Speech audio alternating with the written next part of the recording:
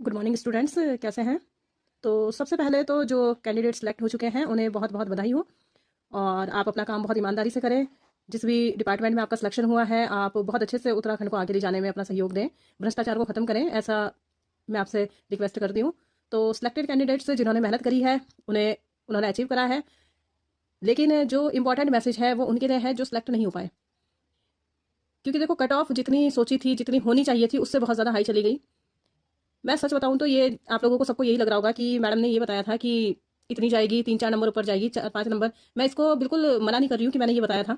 ये मैंने इसलिए बताया था क्योंकि ये नहीं पता था कि ये डिस्ट्रिक्ट वाइज निकाल देंगे और डिपार्टमेंट वाइज निकाल देंगे। होता क्या है कि पहले निकलती, जब इन्होंने कट ऑफ दी थी आपकी टाइपिंग के लिए, तो या तो ये तभी डिस्ट्रिक्ट वाइज और डिपार्टमेंट वाइज निकाल देते, तो अब इतनी परेशानी ना होती। क्योंकि इन्होंने साथ में कट ऑफ निकाली ही थी, तो रिजल्ट भी एक्चुअल में वैसा ही आना चाहिए था। लेकिन पहले भी कहा था आपको कि आयोग के अंदर क्या चलता है ये तो आयोग ही जाने, आयोग कैसा रिजल्ट निकालने वाला है ये आयोग को ही पता है। हम तो बस एक अंदाज़ा लगा सकते हैं। और सीरियसली कहूँ तो कि जो ये गई है मेरिट, ये जानी उतनी चाहिए थी जितनी बताई थी। और 5 से 7 नंबर हद से हद इसके ज़्यादा होने चाहिए थे। जनरल कैटेगरी के लिए तो बहुत ही ज़्यादा हाई चली गई, 55.55 लास्ट गई है मेरे हिसाब से शायद। तो बहुत ज़्यादा दुख की भी बात है, क्योंकि जब मेहनत करते हैं इतना, एक उम्मीद बन जाती है और उसके बाद आपका सिलेक्शन ना हो तो बहुत दुख होता है। लेकिन अब कर भी क्या सकते हैं, कुछ नहीं कर सकते। सिर्फ एक कोशिश इसके लिए कर सकते हैं कि वेटिंग आ जाए। तो जैसे कि अगर किसी के 1-2 नंबर कम है तो उनका सिलेक्शन होने की संभावना बनेगी। और ऐसा भी होता है, देखो, कुछ भी पॉसिबल है। ऐसा भी हो सकता है कि कुछ ऐसे स्टूडेंट हो जो अदर डिपार्टमेंट्स में पहले से लगे हुए हैं, लेकिन वो अपना होम डिस्ट्रिक्ट चाह रहे थे, तो इस वजह से उन्होंने एग्जाम दिया था, लेकिन वो हो नहीं पाया वहाँ पे, तो वो लोग ज्वाइन नहीं करेंगे। तो हो सकता है कि कुछ सीटें खाली रह जाए और इस वजह से और लोगों को मौका मिल जाए।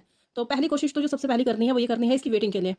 उसके लिए आपको क्या करना होगा, अगर कोई देहरादून हरिद्वार का स्टूडेंट है, वो जाके जो ये बेरोजगार संघ के अध्यक्ष हैं बॉबी पवार जी, इनसे जाके ज़रूर मिल लें और अपनी ये वाली बात ज़रूर बता दें, ताकि कुछ बात हो सके। जब भी ये लोग ज्ञापन देते हैं या मुख्यमंत्री जी से मिलते हैं, कहीं भी ये लोग आयोग जाते हैं, तो आपको बहुत बेनिफिशियल होगा।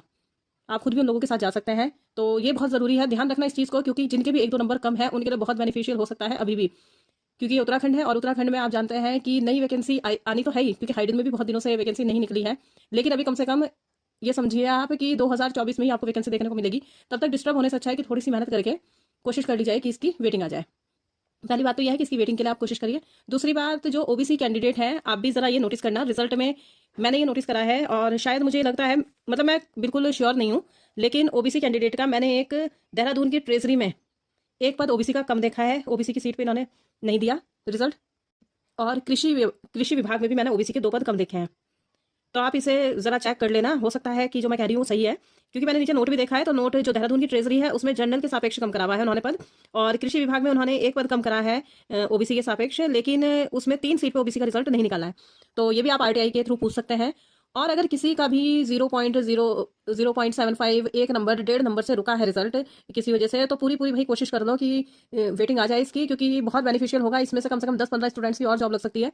तो मैं मतलब खुश हूँ उनके लिए भी जिनका सिलेक्शन हुआ है। भाई मेहनत करी है, अच्छे नंबर लाए हैं, जर्नल में आप इतने इतने मार्क्स लेकर आए हैं, आपने जर्नल की भी सीट काटी है, तो आप तारीफ के लायक हैं, बिल्कुल होना चाहिए। लेकिन जिन बच्चों का भी 1-1.5 नंबर से 2 नंबर से रुक जाता है, तो वो बहुत ही ज़्यादा डिप्रेस हो जाता है इस टाइम पे। होना तो यही चाहिए था कि पहले जनरल की मेरिट होती, फिर उसके बाद जनरल फीमेल, फिर ओबीसी, ओबीसी फीमेल, फिर एससी एसटी, इस तरह करके जैसे हमेशा से रिजल्ट निकलता आ रहा है। ये इन्होंने क्यों निकाल दिया पटवारी की तरह रिजल्ट, समझ में नहीं आ रहा है। और अगर इन्हें पटवारी की तरह या कैसे भी रिजल्ट निकालना था, तो इन्हें ये करना चाहिए था कि ये पहले ही इस तरह से रिजल्ट आउट करते, ताकि किसी को भी टेंशन ना होती। पहले ही इंसान को लग जाता है तो भैया जिसे टाइपिंग देने जाना है वही जाता है, जिसे नहीं देने जाना है वो नहीं जाता। नीचे मार्जिन वाले बच्चे तो जाते ही ना, जिनके 10 नंबर से कम रहा है हिसाब, जिनके 5-7 नंबर ऊपर थे वो भी ना जाते टाइपिंग देने। तो दुख तो हुआ है। लेकिन दूसरी बात एक ये भी इंपॉर्टेंट है, देखो ओबीसी के स्टूडेंट्स के लिए 3 सीट्स बहुत मायने रखती है। तो आप ये जरूर आरटीआई लगा के या कुछ भी करके बॉबी पवार जी से मिलके, जो भी आपको लगे कि आपका मेंटोर अच्छा हो सकता है, जो आपको सही दिशा दे सकता है। लेकिन एक बार खुद भी चेक कर लेना कि जो लेटेस्ट इसका मेरे ख्याल में मई में इसका जो एडवर्टीजमेंट संशोधित हुआ था, उसके हिसाब से आप देख लेना कि संशोधन में कितने कितने वो दिए गए हैं। ये इसकी पीडीएफ अवेलेबल है उस पर यूकेपीएससी की साइट पर, तो वो आप जरूर देख लेना। उसके हिसाब से आप देख लेना। मैंने सिर्फ ओबीसी के बताए हैं, ऐसा हो सकता है कि जनरल, एससी, एसटी, इनमें भी किसी के, या ईडब्ल्यूएस, किसी के पद कम हुए हुए हो, कम सीट पर रिजल्ट निकला हुआ हो, तो एक बार जरूर प्लीज देख लेना, आप लोगों के लिए बहुत बेनिफिशियल होगा। हाँ, शायद ऑडिटर में पूरे पद हैं, ऑडिटर का पूरा वो निकाला गया है, तो ऑडिटर की टेंशन नहीं है। तो ये बात तो रही आरटीआई और ये पद देखने की, पोस्ट देखने की कि किस बिल्कुल सही रिजल्ट निकला है या नहीं निकला है। दूसरी बात, एक बार मैंने कहीं पे तो ऐसा भी देखा है कि जनरल फीमेल अपनी कैटेगरी में जा रही है, और कहीं ये देखा है कि जनरल फीमेल जनरल की सीट काट रही है ज़्यादा नंबर होते हुए। मतलब कि कुछ समझ में नहीं आ रहा कि इन्होंने कैसे कर रखा है। तो एक बार बहुत अच्छे से कि जो आपके आसपास हो, ज़्यादा अच्छा पढ़ा हुआ हो, कोई जिसको अच्छी तरह से इस चीज़ की नॉलेज हो, आप उसे ज़रूर दिखा देना पूरा अच्छी तरह से रिजल्ट कि इसमें कुछ, क्योंकि आरटीआई या कोई भी बात तब होनी चाहिए जब हमें अच्छी तरह से पता हो इसके बारे में। और कई बार ऐसा हो जाता है कि ये छोटी सी गलती आयोग ने जानबूझ के नहीं करी है, लेकिन हो जाती है, तो उससे ये फ़र्क पड़ जाता है कि आपका सिलेक्शन हो सकता है अगर आप 1-1.5 नंबर कम वाले हैं तो इसलिए ये ज़रूर कोशिश कर लेना, बाद में पछतावा ना हो। कि और जिन ऐसे भी बहुत सारे स्टूडेंट हैं उन्हें तो बहुत ज़्यादा कांग्रेचुलेशन कि जो मैं एक देख रही थी भैया कि ये जो 1978 के वो थे, तो उनका लास्ट ईयर अटैम्प्ट था, तो उनका सिलेक्शन हो गया है। नाम तो मैं नहीं लूंगी, तो उनके लिए बहुत बहुत बधाई हो। ऐसे लोग जो बिल्कुल ही लास्ट उनका अटैम्प्ट था और उनका सिलेक्शन हो गया है, तो उनके लिए बहुत बहुत कांग्रेचुलेशन। और भाई देखो, अब सबसे बड़ी बात यह है कि जो सिलेक्ट नहीं हुए हैं कैंडिडेट्स और जिनके मार्क्स भी मतलब 1-1.5 नंबर भी कम नहीं हो रहे हैं, जो वेटिंग के लिए भी कोशिश नहीं कर सकते, उनके लिए सबसे बड़ी बात यह है कि आप ये देखें कि आगे आने वाली वैकेंसी आपको देखने को ज़रूर मिलेगी। और आपको आज से ही बिल्कुल बिल्कुल आज से ही कोशिश करनी है, मेहनत करनी है। और अब ये कोशिश नहीं करनी है कि हम अपनी कैटेगरी में सीट ले लेंगे, अब हमें कोशिश ये करनी है कि हमें टॉप में ही आना है। क्योंकि आप ये खुद ही देख लिया आपने कि मेहनत करने के बाद भी लगभग लगभग 8-9 नंबर भी ऊपर होने के बाद भी सिलेक्शन नहीं हो पा रहा है, तो कितनी ज़्यादा ये परेशानी हो जा रही है। तो इसलिए ये बहुत ज़रूरी हो जा रहा है कि आप बहुत अच्छे से मेहनत करें, बहुत ज़्यादा मेहनत की ज़रूरत हो रही है। और बिल्कुल भी एडवर्टीजमेंट के चक्कर में ना पड़े। कई बार ऐसा हो रहा है कि ये एडवर्टीजमेंट निकालेंगे जनवरी में और एग्जाम करवा देंगे अप्रैल में, हो भी जाता है। तो उत्तराखंड है भाई, उत्तराखंड में तो कुछ भी हो सकता है और आप देख रहे हैं कि कुछ भी हो भी रहा है। तो इसलिए बिल्कुल भी टेंशन लेने की ज़रूरत नहीं है, बहुत अच्छे से पढ़ाई करें और मेरे चैनल को सब्सक्राइब कर लें। आपको फ्री ऑफ कॉस्ट क्लासेस मिलेंगी, जल्दी कोशिश करूंगी कि कल परसों से क्लासेस स्टार्ट कर दूं। तो बहुत अच्छे से पढ़ाई करें। अच्छा, अगर कोई स्टूडेंट आरओ एआरओ या अदर वीडियो वगैरह के भी फॉर्म्स भर रहा है, तो भाई अब मेहनत करने की बहुत ज़्यादा ज़रूरत है। लाइफ यहाँ पे खत्म नहीं हुई है, ये एक अकेला एग्जाम नहीं था। और ये तो बिल्कुल टेंशन ना लें कि इतनी वैकेंसी नहीं निकलती है, इतनी वैकेंसी भी निकली है तब भी क्या हो गया, तब भी मेरिट देखो कितनी हाई चली गई। तो बस आपको तो इस चीज़ पे गौर रखना है, आपको अपनी चील की नज़र इस चीज़ पे रखनी है कि एक सीट हमें लेनी है। और अब जो आपके मार्क्स आने चाहिए वो 60 से ऊपर ही, 60 से ऊपर का अपना टारगेट रखना है, तभी जाके कहीं मेरिट में नाम आएगा। आगे आगे कंपटीशन और हाई हो जाएगा, लेकिन जब यहाँ तक पहुँच सकते हैं तो अचीव भी करेंगे। बस ये दुआ करिए कि जल्दी से आपको असिस्टेंट अकाउंटेंट,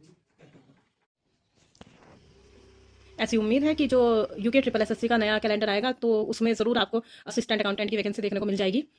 और बहुत कम भी नहीं आती है इसकी वैकेंसी, 100 से तो ऊपर ही आती है। तो अब ये लोग ज्वाइन करेंगे तो कुछ रिटायर भी होंगे, इस तरह से कहीं ना कहीं पद खाली होते हैं और फिर उसके बाद वैकेंसी आती है। तो प्रेशर इस चीज़ पे होना चाहिए कि जो वेटिंग है इसकी वेटिंग ज़रूर आ जाए, किसी भी तरह करके इसकी वेटिंग लेकर आनी है। और बहुत कोशिश करनी है कि हमारा सिलेक्शन हो जाए आगे के एग्जाम्स में। और बहुत अच्छे से मेहनत करनी है। डिप्रेशन देखो, डिप्रेशन तो किसी भी चीज़ की वो नहीं है, दवाई नहीं है। बहुत बुरा लगता है और आपको तो लग ही रहा होगा बुरा, मुझे कितना बुरा लग रहा होगा कि मेरे साथ कितने बच्चों की उम्मीद जुड़ गई थी। तो बच्चे मैसेज भी कर रहे हैं, कैंडिडेट्स भी मैसेज कर रहे हैं, एक स्टूडेंट ने मैसेज भी करा है कि अब बोलो मैम। तो भाई क्या बोलूँ, अगर डिस्ट्रिक्ट वाइज अगर वो निकालते रिजल्ट तो पहले ही कट ऑफ निकालते तो इतनी बात करनी ही नहीं थी, लेकिन उन्होंने डिस्ट्रिक्ट वाइज निकाला ही नहीं है, तो फिर क्या कर सकते हैं। अब जैसे उनकी मर्जी, जैसा उन्होंने करना था कर लिया, लेकिन अब जैसा हमने करना है हम वो करेंगे। तो एक बार रिजल्ट को बहुत अच्छे से खंगालिए, देखिए। और कुछ भी अगर आपको लगता है तो आप आईटीआई भी लगा सकते हैं।